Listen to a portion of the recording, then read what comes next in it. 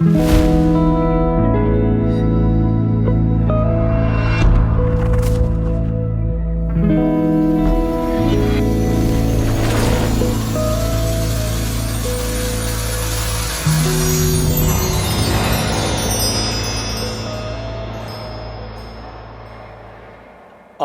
இரட்சகரும் மீட்பருமாகிய இயேசு கிறிஸ்துவின் ஈடு இணையற்ற நாமத்தில் அழகை டிவிசன் டென்னிஸ்புரம் திருச்சபையின் சார்பாக உங்கள் ஒவ்வொருவரையும் மனதார வாழ்த்துகின்றேன், வரவேற்றுக் கொள்கின்றேன்.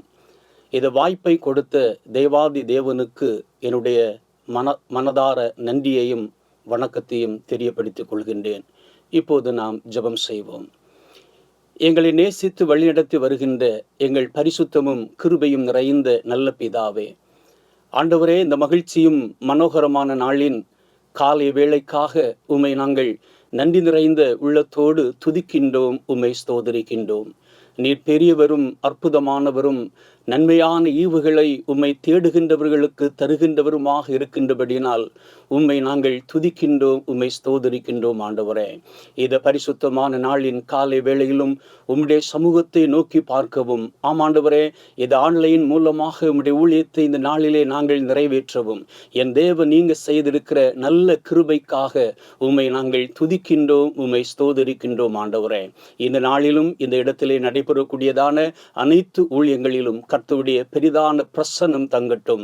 பாடுகிற, ஜெபிக்கிற, சிந்திக்கின்ற ஒவ்வொரு காரியங்களையும் என் ஆண்டவர் நீர்தாமே ஆசீர்வதியும்.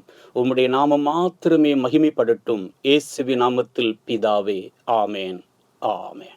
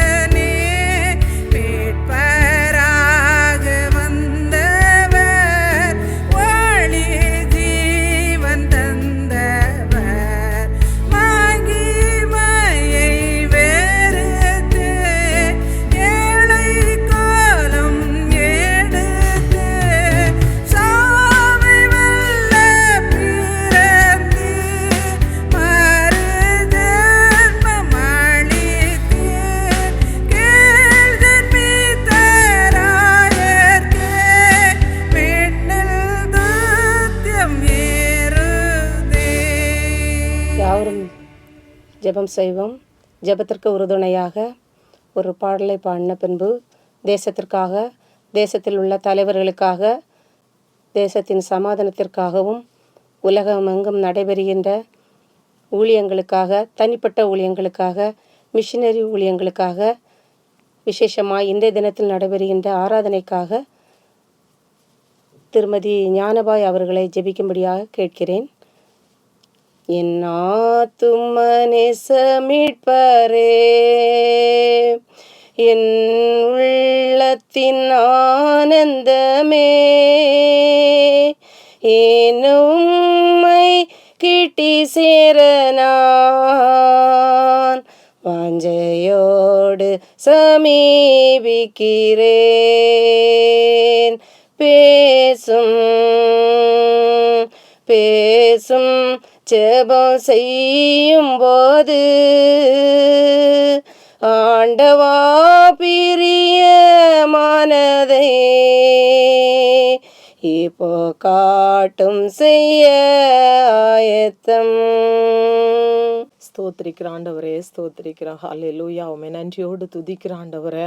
அப்பா, மகா உன்னதத்தில் வாசமாக இருக்கிற எங்கள் பரலோகத்தின் தகப்பனே, உம்மை நோக்கி பார்க்கிறோம் ஆண்டவரே. இந்த ஸ்லாக்கியத்தை எங்களுக்கு தந்ததற்காக நன்றி செலுத்துகிற ஆண்டவரே. எத்தனையோ பேர்களுக்கு கொடுக்கப்படாத இந்த ஒரு நல்ல வாய்ப்பை எங்களுக்கு தந்தீரே, உமக்கு கோடான கொடி ஸ்தோத்திரம். கடந்த நாட்களெல்லாம் நீர் எங்களை கண்மணி போல பாதுகாத்து எங்கள் ஜீவன், சுகம், பலன் யாவையும் எங்களுக்கு தந்து எங்கள் ஜீவனுள்ளோர் தேசத்திலே எங்களை உம்மை துதிக்கும்படியாக ஒரு ஸ்லாக்கியத்தை தந்ததற்காக உமக்கு கோடான கோடி ஸ்தோத்திரம் செலுத்துகிறோம்ப்பா. ஹல்லேலூயா. உம்மை துதிக்கிறோம் கர்த்தாவே. தேசத்துக்காக உம்முடைய சமூகத்தில் வருகிற ஆண்டவரே, தேசத்தை நீர் ஆளுகை செய்வீராக ராஜா. தேசத்தை சுற்றில ஆண்டவரே நீர் சுடர் ஒளி பட்டயமாக இருந்து தேசத்தை பாதுகாத்து கொள்ளுங்கப்பா. தேசத்திலே எந்த அசம்பாவிதங்களும் எந்த கேடுபாடுகளும் வராதபடி தேசத்தை நீர் பரிசுத்தப்படுத்தி பாதுகாத்து கொள்ள வேண்டும் என்று கெஞ்சுகிறோம்ப்பா. தேச தலைவர்களுக்காக நாங்கள் ஜெபிக்கிறோம் கர்த்தாவே. தேசத்தை ஆளுகிறதான ராஜாக்களுக்காகவும் பிரபுக்களுக்காக ஜெபிங்கள் என்று சொன்னீரே, அவ்வண்ணமாக நாங்கள் இந்த ராஜாக்களுக்காக நாங்கள் ஜெபிக்கிற ஆண்டவரே. எங்களை பாதுகாக்கிற ஒரு அர்ப்பணிப்பின் அப்பா ஒரு தலைவர்களாக நீர் எங்களை ஒவ்வொரு தலைவர்களை நீர் தெரிந்தெடுத்து வழிநடத்த வேண்டும் என்று கெஞ்சுகிறோம். சாத்தான் வஞ்சிக்காதபடி ஆண்டவரே, உமக்கு பிரியமாக தலைவர்கள் ஆளுகை செய்ய நீர் கிருபை செய்யும், நீர் பொறுப்படுத்திக் கொள்ள வேண்டும் என்று கெஞ்சுகிறோம் அப்பா. ஸ்தோத்திர ஆண்டவரே. ஒவ்வொரு அப்பா எல்லா தேசத்திலே நடக்கிறதான ஊழியங்களுக்காக நாங்கள் ஜெபிக்கிறோம் ஆண்டவரே. அப்பா, ஊழியத்தை நீர் ஆசீர்வதியும் அப்பா. ஊழியம் எங்கெல்லாம் நடக்கிறதோ, எந்த சபைகளிலெல்லாம் ஊழியம் நடக்கிறதோ அந்த இடத்துலலாம் உம்முடைய வல்லமை இறங்க வேண்டும் என்று கெஞ்சுகிறோம் அப்பா. அப்பா, உம்முடைய வல்லமைகள் குறைந்து போகவில்லை ஆண்டவரே. எல்லா இடத்திலும் உம்முடைய பரிசுத்த ஆவியானவர் அசைவாட வேண்டும் என்று கெஞ்சுகிறோம் தகப்பனே. ஹல்லேலூயா. ஸ்தோத்திர ஆண்டவரே. உம்முடைய வல்லமை இறங்கட்டும் தகப்பனே. கர்த்தாவே, நீர் எல்லா சபைகளிலும் நீர் அசைவாட வேண்டும் என்று கெஞ்சுகிறோம் அப்பா. மிஷனரி ஊழியங்களுக்காக ஜெபிக்கிற ஆண்டவரே. அப்பா, உம்முடைய ஊழியத்தை செய்கிற ஒவ்வொரு பிள்ளைகளையும் நீர் ஆசீர்வதி ஆண்டவரே. ஊழியக்காரியின் மேலும் ஊழியக்காரர்கள் மேலும் என் ஆவியை ஊற்றுவேன் என்று சொன்னீரே. ஒவ்வொரு ஊழியக்காரர்கள் மேலும் உம்முடைய ஆவியை ஊற்ற வேண்டும் என்று கெஞ்சுகிறோம்ப்பா. எங்கள் மாகாணத்துக்காக ஜெபிக்கிறோம். மாகாண தலைவர்களுக்காக நாங்கள் ஜெபிக்கிற ஆண்டவரே. அப்பா, ஸ்தோத்திர. நீர் ஆளுகை செய்வீராக ராஜா. அப்பா, எங்கள் சபையை உம்முடைய கரத்துல ஒப்பு கொடுக்கிற ஆண்டவரே. கர்த்தாவே, வாலிப பிள்ளைகளை நீர் ஆசீர்வதி ஆண்டவரே. வாலிபர் தன் வழியை எதனால் சுத்தம் பண்ணுவான்? தன் வேதத்தின்படி தன்னை காத்து கொள்ளும்படி ஒவ்வொரு வாலிப பிள்ளைகளை நீர் எடுத்து பயன்படுத்தும் தகப்பனே. உலக பிரகாரமாக மதுவுக்கும் அப்பா மொபைலுக்கு அடிமையா இருக்கிற எத்தனையோ பிள்ளைகள் ஆண்டவரே. அப்பா, தாய் தகப்பனுக்கு கீழ்ப்படுகிற பிள்ளைகளாக ஒவ்வொரு பிள்ளைகளை நீர் தகுதிப்படுத்த வேண்டும் என்று கெஞ்சுகிறோம் தகப்பனே. ஹல்லேலூயா. ஸ்தோத்திரம். வாகனத்திலே செல்லும் போது வரும்போது பிள்ளைகளை பாதுகாத்து கொள்ளுங்க. பெரியோர் முதல் சிறியோர் வரையிலும் அப்பா ஒவ்வொரு ஜனங்களை நீர் ஆசீர்வதித்து வழிநடத்துங்கப்பா. அப்பாவின் கரத்துல ஒவ்வொரு பிள்ளைகளையும் ஒப்பு கொடுக்கிறோம் தகப்பனே. அப்பா, அந்த வருஷம் முழுவதும் நீர் எங்களை பாதுகாத்ததற்காக நன்றி செலுத்துகிறோம் தகப்பனே. அப்பா, உம்முடைய பிறப்பின் பண்டிகை நாங்கள் கொண்டாட அப்பா நாங்கள் ஆயத்தமா இருக்கிறோம் தகப்பனே. அப்பா, பிறப்பின் பண்டிகை எல்லா ஜனங்களுக்கும் ஒரு ஆசீர்வாதமான அப்பா உம்முடைய பிறப்பின் பண்டிகை சந்தோஷமாக ஒவ்வொரு பிள்ளைகளும் அப்பா ஸ்தோத்திரம் செலுத்த அப்பா கொண்டாட நீர் கிருபை செய்ய வேண்டும் என்று கெஞ்சுகிறோம் தகப்பனே. அப்பா, நோயினாலும் கஷ்டத்தினாலும் ஆஸ்பத்திரியிலும் வீடுகளில் இருக்கிற பிள்ளைகளுக்கு என் தேவன் இரக்கம் செய்வீராக ராஜா. அப்பா அப்பா குடும்பங்களை நீர் ஆசீர்வதி ஆண்டவரே. ஒவ்வொரு குடும்பங்களிலும் அப்பா சத்ரு போராட்டங்கள் மாறட்டும் தகப்பனே. அப்பா, ஒவ்வொரு குடும்பங்களிலும் அப்பா தேவைகளை சந்திப்பீராக ராஜா. ஸ்தோத்திர ஆண்டவரே. திருமணத்துக்கு ஆயத்தப்படுகிற பிள்ளைகளுக்கு எல்லா பிள்ளைகளுக்கும் ஒரு நல்ல ஒரு குடும்ப வாழ்க்கை கட்டளை இடுவீராக செய்வீராக ராஜா. படிக்கிற பிள்ளைகளை நீர் ஆசீர்வதி ஆண்டவரே. அயல் நாடுகளில் இருக்கிற பிள்ளைகளுக்கு என் தேவன் தகப்பன் தாயுமாக இருந்து நீர் வழி நடத்தும் தகப்பனே. ஸ்தோத்திர ஆண்டவரே. இன்னும் ஆண்டவரே புது வருஷத்தை காண நாங்கள் ஆயத்தமா இருக்கிற ஆண்டவரே. இந்த வருஷத்துல நாங்கள் பாவங்கள் அக்கிரமங்கள் செய்திருந்தால் எங்களை தயவாய் மன்னித்து ஆண்டவரே அப்ப அந்த புது வருஷத்தை எங்களுக்கு ஆசீர்வதித்து தர வேண்டும் என்று கெஞ்சுகிறேன் ராஜா. அவன் நன்மையும் கிருபையும் இந்த புது வருஷத்துல ஒவ்வொரு பிள்ளைகளையும் ஆட்கொள்வதாக நீர் எல்லாவற்றையும் பொறுப்பெடுத்துக் கொள்வீராக. இவை யாவையும் இயேசுவின் நாமத்தில் ஜெபிக்கிறோம் ஜீவனுள்ள நல்ல பிதாவே, ஆமென். கர்த்தருடைய ஜெபத்தை ஏறெடுப்புமாக. பரமண்டலங்களில் இருக்கிற எங்கள் பிதாவே, உம்முடைய நாமம் பரிசுத்தப்படுவதாக, உம்முடைய ராஜ்யம் வருவதாக, உம்முடைய சித்தம் பரலோகத்தில் செய்வது போல பூமியிலும் செய்யப்படுவதாக. எங்களுக்கு வேண்டிய ஆகாரத்தை எங்களுக்கு தாரும். எங்கள் கடனாளிக்கு நாங்கள் மன்னிக்கிறது போல எங்கள் பாவ கடன்களை எங்களுக்கு மன்னியும். எங்களை சோதனைக்கு உட்பண்ணாமல் தீமையின்றி ரட்சித்துக் கொள்ளும். ராஜ்யமும் வல்லமையும் மகிமையும் என்றென்றைக்கும் உடையகளே, ஆமென். ஹல்லேலூயா. வாசிக்கும்படியாக தெரிந்து கொள்ளப்பட்ட வேத பகுதி லூக்கா எழுதின சுவிசேஷம் அதிகாரம் 2 வசனங்கள் 1 முதல் 14 முடிய. அந்நாட்களில் உலகமெங்கும் குடிமதிப்பு எழுதப்பட வேண்டும் என்று அகுஸ்து ராயனால் கட்டளை பிறந்தது. சீரியா நாட்டிலே சிரேனியு என்பவன் தேசாதிபதியாய் இருந்தபோது இந்த முதலாம் குடிமதிப்பு உண்டாயிற்று. அந்தபடி குடிமதிப்பு எழுதப்படும்படிக்கு எல்லாரும் தங்கள் தங்கள் ஊர்களுக்கு போனார்கள். அப்பொழுது யோசேப்பும் தான் தாவீதின் வம்சத்தானும் குடும்பத்தானுமாயிருந்தபடியினாலே தனக்கு மனைவியாக நியமிக்கப்பட்டு கர்ப்பவதியான மரியாளுடனே குடிமதிப்பெழுதப்படும்படி கலிலியா நாட்டிலுள்ள நாசரேத் ஊரிலிருந்து யூதேயா நாட்டிலுள்ள பெத்லெகேம் என்னும் தாவீதின் ஊருக்கு போனான். அவ்விடத்திலே அவர்கள் இருக்கையில் அவளுக்கு பிரசவ காலம் நேரிட்டது. அவள் தன் முதற் பேரான குமாரனை பெற்று சத்திரத்திலே அவர்களுக்கு இடமில்லா இருந்தபடினால் பிள்ளையை துணிகளில் சுற்றி முன்னணையிலே கிடத்தினாள். அப்பொழுது அந்த நாட்டிலே மேய்ப்பர்கள் வயல்வெளியில் தங்கி ராத்திரியிலே தங்கள் மந்தையை காத்து கொண்டிருந்தார்கள்.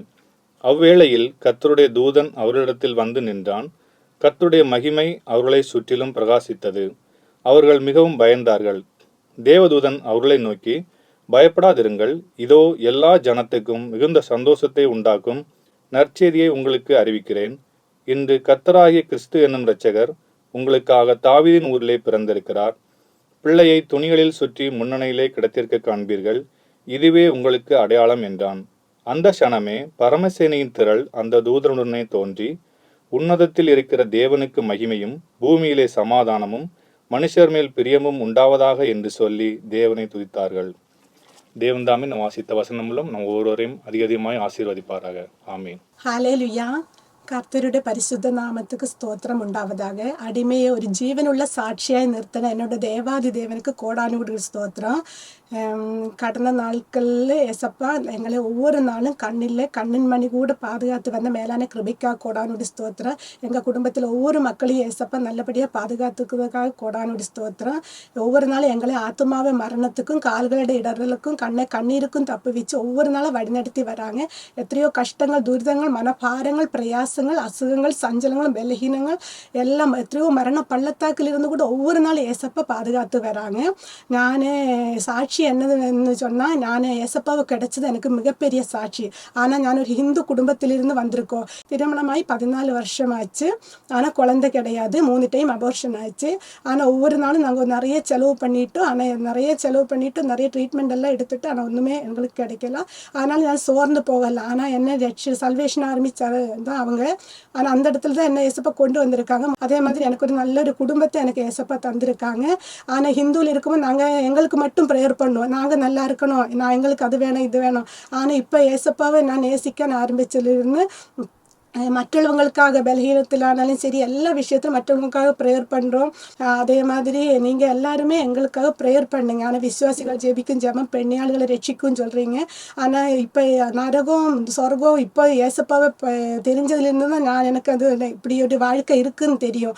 ஆனால் ஏசப்பாவை தெரியாமல் இருந்தால் நாங்கள் நரகத்திலே இருந்திருக்கோம்.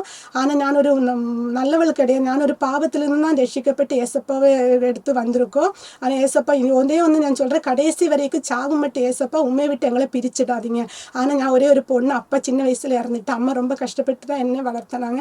ஆனால் அம்மா முதல்ல ஏசப்பா ஒரு வீட்டுக்குள்ளே நாங்கள் சர்ச்சில் போகும்போது என் அம்மா சாமியை தான் கும்பிட்டுட்டு இருந்தேன். ஆனால் இப்போ எனக்கும் வைராகியமாக என் அம்மா அந்த அளவுக்கு ஏசப்பாவை நேசிக்கானும் ஒவ்வொரு நாளும் அம்மாவோட ப்ரேயர்னாலும் நாங்கள் ஒவ்வொரு நாளும் எங்களே ஒரு ஏசப்பா வழி நடத்தி வராங்க. ஆனால் எங்கள் குடும்பத்துக்காகவே எங்கள் ஒவ்வொரு மக்களுக்காக நீங்கள் ஒவ்வொரு பேரும் ப்ரேயர் பண்ணுங்கள். இந்த ப்ரேயர் பார்த்து கொண்டிருக்கிற ஒவ்வொரு மக்களும், ஆனால் விசுவாசிகள் ஜெபிக்கும் ஜெபம் பின்னாலே ரட்சிக்க எனக்கு அது ஒரு நம்பிக்கை இருக்குது. ஆனால் எவ்வளோ ட்ரீட்மெண்ட் எடுத்தாச்சு. நானும் ஹாஸ்பிட்டலில் தான் ஒர்க் பண்ணிட்டு இருக்கேன். இந்த உலகத்தில் எத்தனையோ மக்கள் குழந்தை இல்லாமல் தவிச்சிட்டு தான் இருக்காங்க. எவ்வளோ பணம் செலவு பண்ணுறாங்க. ஆனால் நீங்கள் ப்ரேயர் பண்ணுங்கள் குழந்தை இல்லாதவங்களுக்காக. இந்த சாட்சி முதல் இயேசு கிறிஸ்துவின் நாமம் மட்டும் மகிமைப்படுவதாக. ஆமீன்.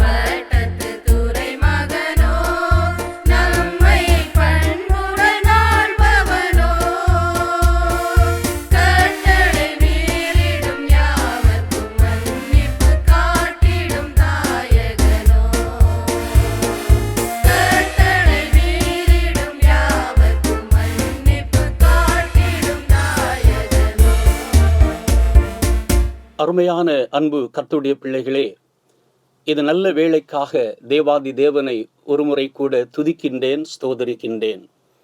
இந்த நாளிலும் இயேசுவுக்கு இடம் எங்கே, where is the place of Jesus என்கிற தலைப்பில் உங்களோடு கூட சில வார்த்தைகளை பகிர்ந்து கொள்ளும்படியாய் ஆண்டவராகிய தேவன் கொடுத்திருக்கிற இந்த நல்ல கிருபையின் வேளைக்காக ஆண்டவரை ஸ்தோதரிக்கின்றேன், துதிக்கின்றேன்.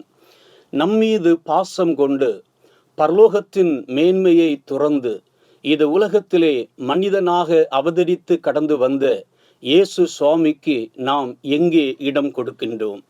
யார் யாரை எங்கே வைக்க வேண்டும் என்று தத்துவம் பேசிக் கொண்டிருக்கக்கூடியதான இந்த உலகத்தில் இயேசு கிறிஸ்துவுக்கு நாம் எந்த இடத்தை கொடுத்து கொண்டிருக்கின்றோம்? தகுதிக்கு ஏற்ப இந்த உலகத்தில் செல்வாக்குகள் உண்டு, நன்மைகள் உண்டு என்று பேசிக் கொண்டிருக்கக்கூடியதான நம்முடைய வாழ்க்கையிலே எல்லா தகுதியும் நிறைந்த ஆண்டவராகிய இயேசு சுவாமிக்கு நாம் எப்படிப்பட்ட இடத்தை கொடுத்து கொண்டிருக்கின்றோம்? லூக்கா 2வது அதிகாரம் 1வது வசனத்திலே அகஸ்துராயனால் குடிமதிப்பு எழுதப்பட வேண்டும் என்று கட்டளை பிறப்பிக்கப்பட்டது. ஒரு நாட்டிலே எத்தனை பேர் இருக்கிறார்கள் என்றும், இதிலே ஆண்கள் எத்தனை பேர், பெண்கள் எத்தனை பேர், குழந்தைகள் எத்தனை பேர், வாலிபர்கள் எத்தனை பேர் இருக்கிறார்கள் என்று கணக்கெடுப்பதற்காக இப்படிப்பட்டதான காரியம் நடைபெற்றது. மட்டுமல்லாமல் இராணுவத்திலே ஆட்களை சேகரிப்பதற்காகவும் இது குடிமதிப்பு எழுதப்படக்கூடிய அவசியமானதாக இருந்தது. இந்த காலத்திலே ஒவ்வொருவரும் தங்கள் தங்கள் சொந்த கிராமங்களுக்கு நேராக கடந்து செல்வார்கள். இவ்விதமாகத்தான் இயேசுவின் பெற்றோர்களும் நாசரேத் என்கிறதான ஊரிலிருந்து பெத்லேகம் என்கிறதான தன்னுடைய சொந்த ஊருக்கு நேராக அவர்கள் கடந்து சென்றார்கள். வேதம் சொல்லுகிறது, லூக்கா 2வது அதிகாரம் 6, 7 ஆகிய வசனங்களை வாசிக்கின்றதான பொழுது, அவ்விடத்திலே அவர்கள் இருக்கையில் அவளுக்கு பிரசவ காலம் நேரிட்டது. அவள் தன் முதல் பேரான குமாரனை பெற்று சத்திரத்திலே அவர்களுக்கு இடமில்லாதிருந்தபடியினால் பிள்ளையை துணிகளில் சுற்றி முன்னணையில் கிடத்தினாள் என்று வேதம் சொல்கிறது. ஆண்டவர் நினைத்திருந்தால் தம்முடைய குமாரனுக்கு சத்திரத்திலே இடம் கிடைக்கிறதற்கு முன்கூட்டியே அவர்களை அழைத்து கொண்டு வந்திருக்கலாம். ஆனால் ஆண்டவராகிய தேவன் தம்முடைய குமாரனுக்காக எந்த சலுகையையும் கொடுக்க முன்வரவில்லை. அனைத்தும் இயல்பாகவே நடக்க வேண்டும் என்று சொல்லி அவர் விரும்பினார். இந்த தருணத்திலேதான் மனிதனுடைய உள்ளார்ந்த சுபாவம் என்ன, அவனுடைய எண்ணங்கள் என்ன என்பதை புரிந்து கொள்ள முடிகின்றது.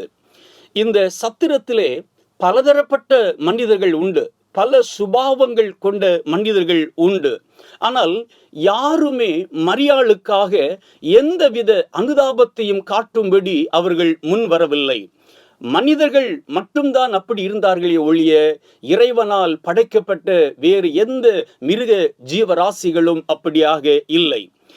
ஏன் இயேசுவுக்கு சத்திரத்திலே இடம் இல்லை?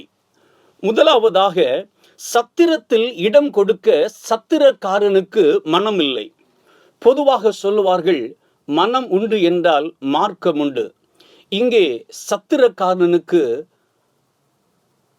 ஆண்டவராகிய இயேசு சுவாமிக்கு இடம் கொடுப்பதற்கு அவருடைய மனம் முன்வரவில்லை. உலக இரட்சகரை முதலாவதாக பார்க்கக்கூடிய ஒரு பேரின்பமான பாக்கியத்தை அவன் இழந்து விட்டான். நீங்கள் நினைக்கலாம், சத்திரத்தில் இடம் இருந்தால்தானே இவர்களுக்கு சத்திரத்திலே இடம் கொடுக்க முடியும் என்று நினைக்கலாம். ஆனால் இந்த வேத வசனத்திலே ஒரு அழுத்தமான ஒரு வார்த்தை சொல்லப்பட்டிருக்கிறது. சத்திரத்தில் அவர்களுக்கு இடமில்லை. இவர்களுக்கு பதிலாக இன்னொருவர், ஒரு பெரிய செல்வந்தனோ அல்லது பெரிய அதிகாரியோ அல்லது யூத ரபியோ அல்லது நூற்றுக்கதிபதியோ வேத பாரகரோ வேறு ஏறோ ஒருவர் சென்றிருந்தால் கண்டிப்பாக அந்த சத்திரக்காரன் அவர்களுக்கு இடம் கொடுத்திருப்பான். காரணம், அவர்கள் சத்திரக்காரனுக்கு ஏதாவது நன்கொடைகளை கொடுப்பார்கள் அல்லது ஏதாவது சலுகைகளை கொடுப்பார்கள். ஆனால் இயேசு சுவாமி இடத்திலே அல்லது இயேசு சுவாமியுடைய பெற்றோரிடத்திலே இவர்களுக்காக கொடுப்பதற்கு ஒன்றுமே இல்லை. வேதம் இதைத்தான் சொல்கிறது. லூக்கா 9வது அதிகாரம் 58வது வசனத்திலே, நரிகளுக்கு குழிகளும் ஆகாயத்து பறவைகளுக்கு கூடுகளும் உண்டு, மனுஷகுமாரனுக்கு தலை சாய்க்க இடம் இல்லை என்று வேதம் சொல்கிறது. இங்கே சத்திரக்காரனுடைய இதயம் ஒரு குப்பை தொட்டியை போல அழுக்கு நிறைந்ததாக இருந்தது. காரணம், அவருடைய உள்ளம் உலகத்தின் ஆதாயத்தை எதிர்பார்த்ததாக இருந்தது. அவருடைய எண்ணங்கள் உலக ஐஸ்வர்யத்தின் மீது பற்றுதல் நிறைந்ததாக இருந்தது. ஆகையினாலே மணவாளனுடைய சத்தத்தை அவனால் கேட்க முடியவில்லை. மணவாளனுக்காக, ஆண்டவராகிய இயேசு சுவாமிக்காக தன்னுடைய இருதயத்தை அவன் அடைத்து வைத்திருந்தான். இரண்டாவதாக, ஏன் இயேசு சுவாமிக்கு சத்திரத்திலே இடம் கிடைக்கவில்லை என்றால், ஏற்கனவே சத்திரத்தில் இடம் கிடைத்திருந்த ஒருவனாகிலும் இயேசுவுக்காக தன்னுடைய இடத்தை விட்டு கொடுக்க முன் வரவில்லை. இங்கே சுயநலம் என்பது மேலோங்கி நிற்கிறது. இந்த காலத்திலும் சுயநலம் அநேக ஜனங்களுக்குள்ளே உண்டு. தனக்கு கிடைத்தால் போதும், தன்னுடைய மனைவிக்கு கிடைத்தால் போதும், தன்னுடைய பிள்ளைகளுக்கு கிடைத்தால் போதும், தன்னை சார்ந்தவர்களுக்கு கிடைத்தால் போதும் என்கிற சுயநலத்தோடு கூட வாழ்ந்து கொண்டிருக்கக்கூடியவர்கள் இந்த உலகத்திலே அநேகம் பேர் உண்டு. அப்போஸ்தலனாகிய பவுல் சொல்கின்றார், கிறிஸ்துவுடனே கூட சிலுவையில் அறையப்பட்டேன், ஆயினும் பிழைத்திருக்கிறேன். இனி நான் அல்ல, கிறிஸ்துவே எனக்குள் பிழைத்திருக்கிறார் என்று அப்போஸ்தலனாகிய பவுல் சொல்கின்றார். இன்றைக்கு கிறிஸ்து பிறப்பை கொண்டாடக்கூடியதான நமக்குள் இருந்து கொண்டிருக்கக்கூடியதான சுயம் என்பது சாக வேண்டும். சுயம் செத்தால் மாத்திரமே கிறிஸ்துவின் பிறப்பை உண்மையிலேயே மனப்பூர்வமாக இந்த உலகத்திலே நாம் சிறப்பாக கொண்டாட முடியும். இன்றைக்கு ஆண்டவருக்காக நம்முடைய வாழ்க்கையிலே விட்டு கொடுத்திருக்கக்கூடிய காரியங்கள் என்ன? இயேசுவுக்காக விட்டு கொடுப்பவன் ஒருபொழுதும் கெட்டு போகிறதில்லை. இயேசுவுக்காக விட்டு கொடுப்பது என்பது ஆசீர்வாதத்தின் குறைபாடு அல்ல, ஆசீர்வாதத்தின் துவக்கம். இயேசுவுக்காக விட்டு கொடுப்பது பலவீனம் அல்ல, விசுவாசத்தின் உச்சம். ஆபிரகாம் என்பவர் தன்னுடைய ஊரை விட்டு கொடுத்தார், அநேக ஜாதிகளுக்கு தகப்பனாக மாற்றப்பட்டார். மோசே என்பவர் தன்னுடைய அரண்மனை வாழ்வை விட்டு கொடுத்தார், தேவனுடைய அழைப்பை பெற்றுக்கொண்டார். ரூத் என்பவள் தன்னுடைய தேசத்தையும் தன்னுடைய தேவர்களையும் அவள் விட்டு கொடுத்தால் உலக இரட்சகரை ஈன்றெடுக்கக்கூடியதான ஒரு மூதாட்டியாக மாறினாள். எலிசா என்பவர் தன்னுடைய தொழிலையும் தன்னுடைய வீட்டையும் விட்டு கொடுத்தார். பெரும் பெரும் அதிசயங்களை செய்யக்கூடிய ஒரு பெரிய தீர்க்கதரிசியாக மாறினார். சீசர்கள் தன்னுடைய படகையும் வலையையும் விட்டு கொடுத்தார்கள். உலகத்தையே மாற்றி அமைக்கக்கூடிய விசேஷித்து தூதுவர்களாக மாறினார்கள். சுவிசேஷத்தை அறிவிக்கக்கூடிய தேவ தூதுவர்களாக மாறினார்கள். வேதம் சொல்லுகிறது, மத்தேயு 19வது அதிகாரம் 29வது வசனத்திலே நாம வாசிக்கின்றதன பொழுது, என் நாமத்து நிமித்தம் வீட்டையாவது சகோதரனையாவது சகோதரியையாவது தகப்பனையாவது தாயாவது மனைவியாவது பிள்ளையாவது நிலங்களையாவது விட்டவன் எவனோ அவன் 100 அடைந்து நித்திய ஜீவனையும் சுதந்தரித்துக் கொள்வான் என்று வேதம் சொல்கிறது. அன்புக்குரியவர்களே, இது செய்தியை நாம் கேட்டுக்கொண்டிருக்கின்றோம். ஆண்டவருக்காக நம்முடைய வாழ்க்கையிலே எதை விட்டு கொடுக்கின்றோம்? தேவன் என்னை ஆசீர்வதிக்க வேண்டும், தேவனுடைய குடும்பத்தை ஆசீர்வதிக்க வேண்டும், ஆண்டவர் எனக்காக வைத்திருக்கக்கூடிய நன்மைகளை பெற்றுக்கொள்ள வேண்டும் என்று சொல்லி சுயநலத்தோடு கூட நாம ஓடாமல், ஆண்டவருக்காக, என்னுடைய இரட்சகருக்காக நான் எதை விட்டு கொடுத்திருக்கிறேன் என்கிறதான சிந்தை நம்முடைய உள்ளத்திலே உருவாக வேண்டும். ஒன்று, சத்திரக்காரன் ஆண்டவராகிய இயேசு சுவாமிக்கு தன்னுடைய இடத்தை கொடுக்க முன்வரவில்லை, சத்திரத்தை கொடுக்க முன்வரவில்லை. ஏற்கனவே சத்திரத்தில் இடம் பிடித்திருந்தவர்களும் ஒருவருமே இயேசுவுக்காக தங்களுடைய இடத்தை விட்டு கொடுக்க அவர்கள் முன்வரவில்லை. இங்கே இவர்கள் இரக்கம் குணம் இல்லாதவர்களா என்று கேட்டால் இல்லை. இவரிடத்திலே அன்பு இல்லையா என்று கேட்டால் அப்படியும் சொல்ல முடியாது. இவர்கள் பாசம் நிறைந்தவர்கள்தான், அன்பு நிறைந்தவர்கள்தான், இரக்க குணம் நிறைந்தவர்கள்தான். ஏன் இயேசுவுக்காக இவர்கள் இடத்தை விட்டு கொடுக்க முடியவில்லை அல்லது தன்னுடைய இடத்தை கொடுக்க முடியவில்லை என்றால், இவர்கள் தங்களை தேடி வந்திருப்பது இயேசு என்பதை அறியவில்லை. தங்களை தேடி வந்திருப்பது உலகத்தை ரட்சிக்கக்கூடிய தேவ ஆட்டுக்குட்டி என்பதை இவர்கள் அறியவில்லை. தங்களுடைய சத்திரத்தை நாடி வந்திருக்கக்கூடியவர் மகா பெரிய மகான் என்பதை இவர்கள் அறியாமல் இருந்தார்கள். அன்புக்குரியவர்களே, வேதாகமத்திலே நாம வாசிக்கின்றதன் பொழுது ஏசாயா 1வது அதிகாரம் 3வது வசனம் வேதம் சொல்கிறது, மாடு தன் எஜமானனையும் கழுதை தன் ஆண்டவனின் முன்னனையும் அறியும், இஸ்ரவேலோ அறிவில்லாமலும் என் ஜனம் உணர்வில்லாமலும் இருக்கிறது என்று வேதம் சொல்கிறது. நாம ஆண்டவரை எந்த மட்டும் அறிந்திருக்கின்றோம்? இயேசு சுவாமிக்கு ஞானஸ்தானம் கொடுத்ததான யோவான் சாபகனே ஒருமுறை சொல்லுகிறார், வருகிறவர் நீர்தானோ அல்லது மேசியா என்பவர் ஒருவர் வர நாங்கள் காத்திருக்க வேண்டுமோ என்று சொல்லி தம்முடைய சீசர்களிலே 2 பேரை இயேசு சுவாமியிடத்திலே அனுப்பி வைக்கின்றார். நீங்கள் யார் என்பதை அறிந்து வாருங்கள் என்று சொல்லி. சவுல் என்பவரை நீங்க பார்ப்பீர்கள் என்றால், இது சவுல் ஒருமுறை ஆண்டவரை பார்த்து சொல்கிறார், ஆண்டவரே நீர் யார் என்று. அன்புக்குரியவர்களே, அநேக சந்தர்ப்பங்களிலே ஆண்டவரை அறியாதிருக்கக்கூடியதான அளவுக்கு நம்முடைய கண்களை ஏதோ ஒரு விதமான செதில் அடைத்து வைத்திருக்கின்றது.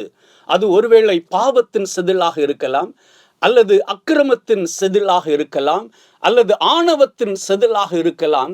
எந்த செதில் நம்முடைய இதயத்தை அடைத்து வைத்திருக்கிறது? தேவனை பார்க்க கூடாதபடிக்கு நம்முடைய கண்களை அடைத்து வைத்திருக்கிறது என்பதை நாம சிந்தித்து பார்க்க வேண்டும். இந்த நாளிலும் ஆண்டவர் நமக்கு தரக்கூடியதான ஒரு செய்தி லூக்கா 2வது அதிகாரம் 7வது வசனத்திலே வாசிக்கின்றதன பொழுது, சத்திரத்திலே அவர்களுக்கு இடம் இல்லாதிருந்தபடியினால் பிள்ளையை துணிகளில் சுற்றி முன்னணையிலே கிடத்தினாள் என்று வேதம் சொல்கிறது.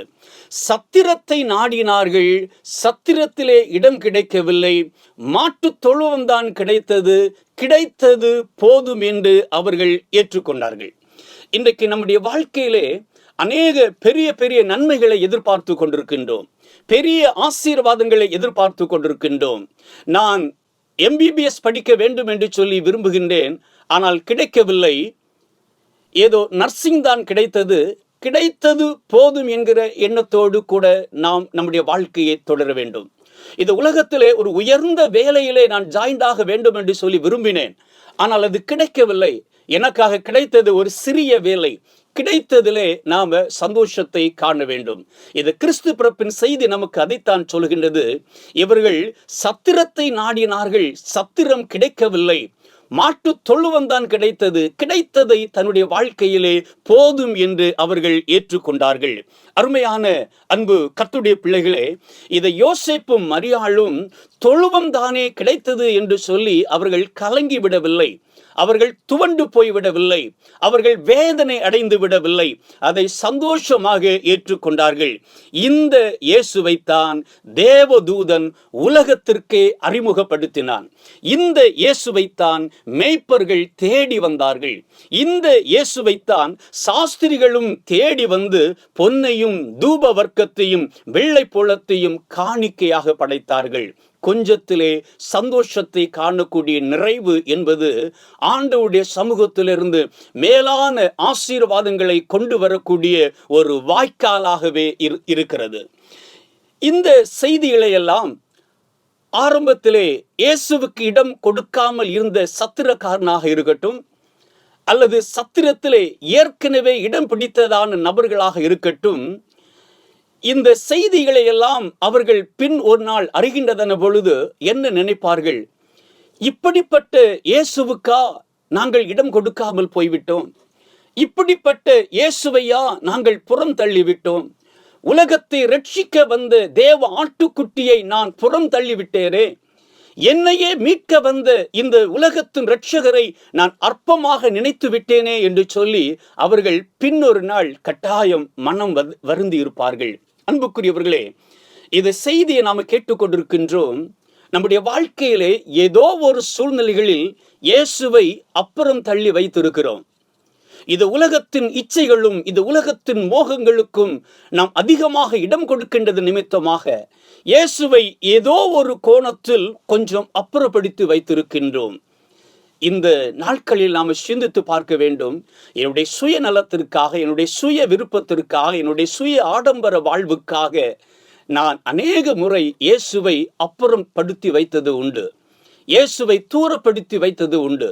இயேசுவுக்கு என்னுடைய வாழ்க்கையில இடம் கொடுக்காமல் இருந்தது உண்டு. இயேசுவுக்கு என்னுடைய வீட்டிலே இடம் கொடுக்காமல் இருந்தது உண்டு என்று சொல்லி நீங்கள் யாரேனும் கருதுவீர்கள் ஆனால் இந்த பரிசுத்தமான நல்ல வேளையிலே உங்களை ஏசப்பாவுடைய சமூகத்திலே பூரணமாக ஒப்பு கொடுங்கள். உங்களுடைய உள்ளத்திலும் உங்களுடைய இல்லத்திலும் உங்களுடைய குடும்ப ஜீவிதத்திலும் ஆண்டவராகிய இயேசு சுவாமிக்கு முதன்மையான இடத்தை நீங்கள் கொடுங்கள். வேதத்திலே நாம் அறிகிறது போல அப்பொழுது எல்லாவற்றிற்கும் மேலான தேவ சமாதானம் உங்களுடைய இருதயத்தை நிரப்பும். தேவன் தாமே உங்கள் ஒவ்வொருவரையும் அளவில்லாமல் ஆசீர்வதிப்பாராக. ஆமென். இப்போதும் நாம் கண்களை மூடி ஜெபம் செய்வோம். நேற்றும் இன்றும் என்றும் மாறாதிருக்கிற எங்கள் பரிசுத்தமும் கிருபையும் நிறைந்த நல்ல பிதாவே, ஆண்டவரே, இந்த மகிழ்ச்சியும் மனோகரமான நாளின் காலை வேளைக்காக உம்மை நாங்கள் நன்றி நிறைந்த உள்ளத்தோடு துதிக்கின்றோம், உம்மை ஸ்தோத்தரிக்கின்றோம். வல்லமை நிறைந்தவராய், மகத்துவம் நிறைந்தவராய், மாசற்ற தேவனாய் நீர் ஒருவரே எங்களோடு கூட உலாவுகின்றபடினால் ஏசப்பாமை நாங்கள் ஸ்தோத்தரிக்கின்றோம், உம்மை துதிக்கின்றோம். ஆண்டவரே, எங்களை மீட்கும்படி, எங்களை ரட்சிக்கும்படி, எங்களை மேன்மையின் லோகம் எங்களுடைய வாழ்க்கைக்கு நீர் தரும்படி மனித அவதாரம் எடுத்து இந்த உலகத்தில் வந்த கிறிஸ்து இயேசு நீர் அல்லவா என்பதை நினைத்து உம்மை நாங்கள் நன்றியோடு துதிக்கின்றோம், உம்மை ஸ்தோத்தரிக்கின்றோம். ஆண்டவரே, உம்முடைய மகிமை நிறைந்த கரம் எங்களை ஆளுகை செய்கின்றபடினால் ஏசப்பாமை நாங்கள் துதிக்கின்றோம், உம்மை ஸ்தோத்தரிக்கின்றோம். கர்த்தாவே, எங்களுடைய வாழ்க்கையிலே நாங்கள் எப்போதும் உமக்கு நாங்கள் இடம் கொடுக்க வேண்டும். ஆண்டவரே, நாங்கள் இங்கே சிந்தித்தது போல சத்திரக்காரன் உமக்கு இடம் கொடுக்கவில்லை, சத்திரத்தில் இருந்தவர்களும் உமக்கு இடம் கொடுக்கவில்லை. நாங்கள் ஆண்டவரை இவர்களைப் போல இல்லாதபடிக்கு எனக்காக வந்த இரட்சகர், என்னை மீட்கும்படியாக வந்த தேவகுமாரன் என்பதை உணர்ந்து நாங்கள் எப்போதும் உமக்கென்று நாங்கள் விசேஷித்த இடத்தை கொடுக்கும்படியாக என் ஆண்டவர் நீர் கிருபை செய்ய வேணுமே என்று சொல்லி நாங்கள் பிரார்த்தனை செய்கின்றோம். ஆண்டவரே, இப்போதும் இது ஆன்லைன் மூலமாக எங்களோடு கூட இந்த ஜெபத்தில் இணைந்திருக்கின்ற கர்த்தருடைய பிள்ளைகள் ஒவ்வொருவரையும் என் ஆண்டவர் நீர்தாமே அளவில்லாத ஆசீர்வாதங்களினாலே ஆசீர்வதிப்பீராக. அன்பு பிள்ளைகள் என்ன நோக்கத்தோடு உம்முடைய சமூகத்தை ஏறெடுத்து பார்க்கிறார்களோ, என்ன விண்ணப்பங்களோடு தெய்வமே உம்முடைய சமூகத்தை ஏறெடுத்து பார்க்கிறார்களோ, அன்பு பிள்ளையுடைய எண்ணங்களும் நோக்கங்களும் நிறைவேற வேண்டுமே என்று சொல்லி நாங்கள் பிரார்த்தனை செய்கின்றோம். அன்பு பிள்ளையுடைய வாழ்வின் வருத்தங்களும் சஞ்சலங்களும் வியாதிகளும் போராட்டங்களும் இயேசுவின் நாமத்தினாலே விலகி போகட்டும் ஆண்டவரே. எல்லையில்லாத சந்தோஷத்தினாலும் மன நிறைவுகளினாலும் தம்முடைய பிள்ளைகள் பரிபூரணம் அடையும்படிக்கு என் ஆண்டவர் நீர்தாமே உதவி செய்ய வேண்டுமே என்று சொல்லி நாங்கள் மன்றாடி நிற்கின்றோம் கர்த்தாவே. அப்பா, இந்த அநித்தியமான உலகத்திலே உம்மை அல்லாமல் எங்களுக்கு வேறு கதி ஒன்றுமில்லை இயேசு சுவாமி. உம்மை உறுதியாய் பற்றி கொண்ட மனதை உடையவன் உம்மையே நம்பி இருக்கிறபடினால் நீர் அவனை பூரண சமாதானத்தோடு காத்துக்கொள்வீர் என்று வேதம் சொல்கிறது. ஆமாண்டவரே, உம்மை நோக்கி பார்க்கக்கூடிய ஒவ்வொருடைய வாழ்க்கையிலும் என் ஆண்டவர் நீர்தாமே அற்புதமான நன்மைகளை செய்வீராக, அதிசயமான ஈவுகளை கட்டளையிடுவீராக. உமக்கு நன்றி ஆண்டவரே. படிக்கிறதான பிள்ளைகளுக்காக நாங்கள் ஜெபிக்கின்றோம் இயேசு சுவாமி. படித்து முடித்து நல்ல வேலை வாய்ப்புகளை எதிர்பார்த்து கொண்டிருக்கின்றதான பிள்ளைகளுக்காக, நல்ல திருமண வாழ்வை எதிர்பார்த்து கொண்டிருக்கின்றவர்களுக்காக, நல்ல குழந்தை செல்வங்களை எதிர்பார்த்து கொண்டிருக்கின்றவர்களுக்காக ஜெபிக்கிறேன் ஆண்டவரே. என்னென்ன விண்ணப்பங்களோடு என்னென்ன தேவைகளோடு ஆண்டவரே உம்முடைய சமூகத்தை அன்பு பிள்ளைகள் நோக்கி பார்க்கிறார்களோ, அன்பு பிள்ளைகளுடைய தேவைகள் எல்லாம் நிறைவாக்கப்படட்டும் ஆண்டவரே. உமக்கு ஸ்தோத்திரம். தம்முடைய பிள்ளைகள் தம்முடைய வாழ்க்கையிலே நிறைவான நன்மைகளை பெற்றுக்கொண்டு உம்முடைய நாமத்தை முன்னிலும் அதிகமாய் கனப்படுத்த மகிமைப்படுத்த ஆவியானவர் நீர்தாமே கிருபை செய்ய வேண்டுமே என்று சொல்லி நாங்கள் பிரார்த்தனை செய்கின்றோம் இயேசு சுவாமி. இதை 2025 வருடத்தின் இந்த கடைசி மாதத்தை நாங்கள் காணும்படியாய் என் ஆண்டவர் நீங்க உதவி செய்தபடியினாலே உமக்கு நன்றி அப்பா. உமக்கு நன்றி நன்றி ஆண்டவரே. இன்னும் ஆண்டவரே உம்முடைய பிறப்பின் தினத்தை நாங்கள் கொண்டாடும்படியாக இருக்கிறோமே. எங்களுக்கு ஆசீர்வாதமான நல்ல சந்தோஷமான வேளைகளை கடவுள் நீர் எங்களுக்கு கிருபையாக தருவீராக.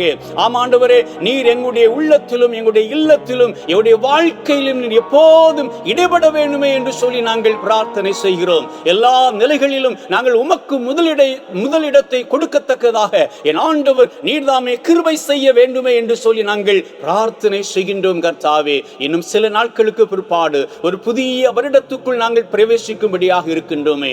என் ஆண்டவருடைய திவ்ய பிரசன்னம் எங்களை வழி நடத்தட்டும். தேவாவியானவரே, உம்முடைய தூய கரம் எங்களை முற்றிலுமாக அபிஷேகித்து வழி நடத்தட்டும். எங்களிலே மேன்மை பாராட்டுகிறதற்கு ஒன்றுமில்லை. எங்களை உம்முடைய பொற்பாதத்திலே தாழ்த்தி ஒப்பு கொடுக்கின்றோம். இவருடைய ஜெபத்தை நீர் ஏற்றுக்கொள்ளும். இவை யாவையும் இயேசுவின் இனிய நாமத்தில் ஜெபிக்கிறேன். பரிசுத்தமும் கிருபையும் நிறைந்த நல்ல பிதாவே, ஆமென். நம்முடைய கர்த்தராகிய இயேசு கிறிஸ்துவின் கிருபையும் சமாதானமும் பிதாவாகிய கடவுளின் அன்பும் பரிசுத்த ஆவியானவரின் ஐக்கியமும் தூய சிநேகமும் இன்றும் என்றும் சதா காலங்களிலும் உங்கள் அனைவரோடும் இறைவன் வருகை மட்டும் தங்கியிருப்பதாக. ஆமென், ஆமென், ஆமென்.